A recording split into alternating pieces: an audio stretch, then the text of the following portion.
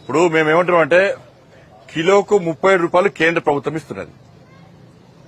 ప్రతి సంవత్సరము 20,000 కోట్ల రూపాయలు కేంద్ర ప్రభుత్వం ఇక్కడ కొనుగోలు కాంచెలి బియ్యం సప్లై చేసేవారు కూడా ఖర్చు పెడుతున్నది. 20,000 రూపాయలు 2 పంటలు కలిపి. ఈసారి ఈ సంవత్సరమే ఇంకా యాసంగి రాలే 10,000 కోట్ల రూపాయలు ఖర్చు పెట్టినాం మేము. ప్రతి సంవత్సరము 20,000 కోట్ల రూపాయలు ఖర్చు పెడుతున్న విషయాన్ని స్పష్టం చేసిన ఆధారాలతో సహా స్పష్టం చేసిన. కిలోకు 37 రూపాయలు కేంద్ర ప్రభుత్వం ఖర్చు పెడుతున్నది. ఇవాళ వీళ్ళు కేవలం 10 రూపాయలు మాత్రమే ఖర్చు పెడుతున్నారు. మరి 37 రూపాయలు ఖర్చు పెట్టి పేద ప్రజలకు మోడీ బియ్యం, ఇలా కామన్ నానుడి అది గ్రామాలలో ఏ బియ్యం ఇస్తున్నారో మోడీ బియ్యం ఇస్తున్నారు అంటున్నారు. ఈ సన్న బియ్యం ఎప్పుడు వేయాలి? ఇన్ని రోజులు పైసలు దోసుకున్నారు వీళ్ళు. ఇలా ముఖ్యమంత్రి గారే రైస్ మిల్లర్స్ విషయంలో కానీ ఇతర విషయంలో కామెంట్ చేసిండు. మరి విచారణ జరుపుతలేరు. సివిల్ సప్లైస్ లో జరుగుతున్న అక్రమాల విషయంలో బీఆర్ఎస్ పాలన అక్రమాలు జరిగినాయి అంటున్నారు. మరి ఎందుకు విచారణ జరుపుతలేరు? దోషులను ఎందుకు శిక్షిస్తలేరు? ఒక మాటను వదిలేస్తే అయిపోతుందా?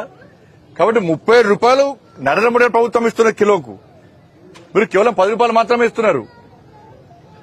మన ప్రారంభోత్సవం సందర్భంగా కనీసము ఒక మోడీ గారి ఫోటో, కనీసం కేంద్ర ప్రభుత్వం సహకరిస్తుందని చెప్పకపోవడం, ఇట్లా అంటారు, వాళ్ళ బదనాలు చేస్తారు.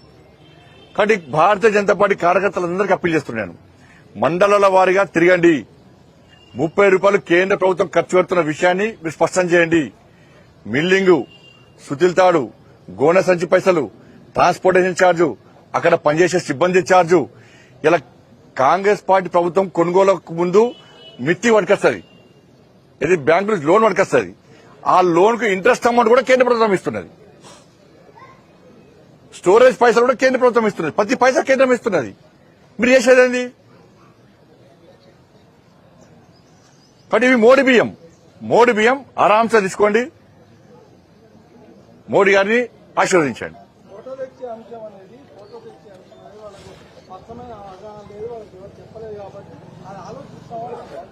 ఎవరు? ఏ ఫోటో? వాళ్ళకు ఆలోచన లేదు, విజ్ఞత లేదు, విచక్షణ లేదు. 30 రూపాయలు ఇస్తున్న విషయం తెలియదు వాళ్ళకు. ఇప్పుడు వాళ్ళ ప్రభుత్వము ఈ సన్న బియ్యం కోసము ఎంత ఖర్చు పెడుతుందో వాళ్ళకి ఐడియా లేదా? 10 రూపాయలకు సన్న బియ్యం వస్తాయా? 10 రూపాయల కిలో సన్న బియ్యం వస్తాయా? వాళ్ళు క్లియర్ చెప్తున్నారు. ఉత్తమ్ కుమార్ రెడ్డి క్లియర్ చెప్పారు, మేము 10 రూపాయలు ఖర్చు పెడతాం అన్నారు. 10 రూపాయలకు సన్న బియ్యం వస్తాయా కిలోకు? ఇక్కడ ఏ దేశంలో వస్తాయి చెప్పండి. మరి 37 రూపాయలు కేంద్రం ఇస్తున్న విషయం వాళ్ళే చెప్తున్నారు. తెలియదంటే ఏం చేస్తుంది? దానికి తెలుసుకోవాలి. మంత్రులుగా ప్రజలు తెలుసుకోవాలి. అరే నిన్న సర్క్యులర్ వెబ్సైట్ చూస్తే క్లియర్ గా ఏ రాష్ట్రానికి ఎంత ఖర్చు పెడుతున్నాం మొత్తం ఉంటది. ఏ రాష్ట్రానికి ఏ సంవత్సరము ఎంత ఖర్చు పెడుతున్నాం నిన్న మొత్తం క్లియర్ అయిపోయినా. 2020 నుంచి ఇప్పటి వరకు ప్రతి సంవత్సరము ఎంత ఖర్చు పెడుతున్నాం క్లియర్ గా క్లారిటీగా చెప్పిన, మీడియా కూడా చేసిన. నిన్న ఇంకేం కావాలి? ప్రతి సంవత్సరం కేంద్ర ప్రభుత్వం ఏదో మొత్తం చెప్పిన. 2020-21 ఎంత ఖర్చు పెడుతుందో చెప్పిన, 2022-23, 2021-22 ఎంత ఖర్చు పెట్టడం చెప్పిన, 2022-23 ఎంత ఖర్చు పెట్టడం చెప్పిన, 2023-24 ఎంత ఖర్చు పెట్టడం చెప్పిన, 2024-25 ఒక పంటకు ఎంత ఖర్చు పెట్టడం చెప్పిన, మొత్తం డీటెయిల్ రిపోర్ట్ ఇచ్చింది నిన్న.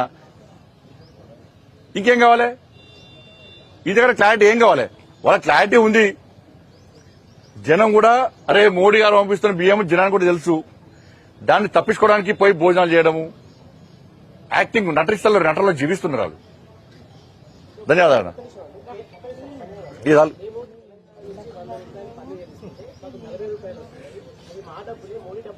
ఇప్పుడు హైదరాబాద్ కు, తెలంగాణ రాష్ట్రంలో హైదరాబాద్ పనులు ఎక్కువ వస్తాయి, ఆదాయం ఎక్కువ. హైదరాబాద్ వెనుకబడిన ప్రాంతము, ములుగు లాంటి ప్రజలు వెనుకబడిన ప్రాంతము. మరి పైసలు ఇస్తలేరా? హైదరాబాద్ ఏమనాలి? మొత్తం పైసలు కలిసి మాకే ఇర్రి, హైదరాబాద్కి ఎందుకు ఇస్తారు, ములుగుకి ఎందుకు ఇస్తారు, మహబూబాద్కి ఎందుకు ఇస్తారు అంటే ఒప్పుకుంటారా? వెనుకబడ్డ ప్రాంతం ఏంది?